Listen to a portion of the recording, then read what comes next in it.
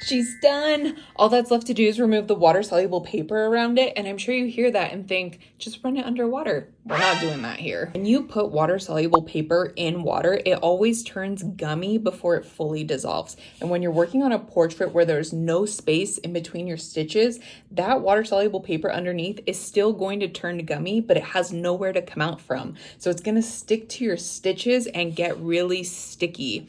And then it's gonna dry down to a very like crusty texture. So I'm gonna show you how I would go about removing water-soluble paper on a portrait. What you're gonna need to do this is really hot water. So I have a ramekin of hot water here.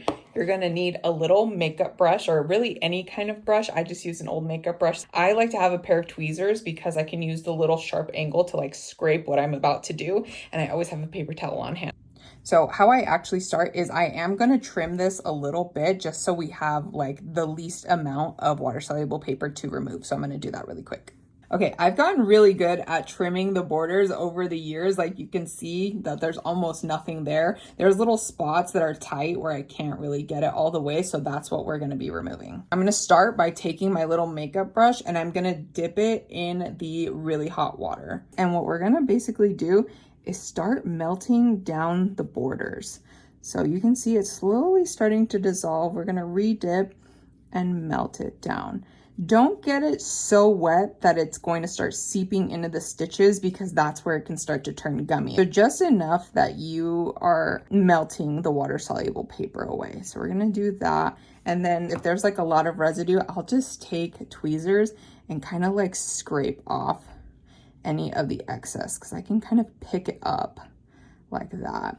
And then I'll just wipe it off on a paper towel. And we're gonna do that all the way around. Okay, all these edges are fully melted, so let's come back when this is fully dry. Drum roll, please.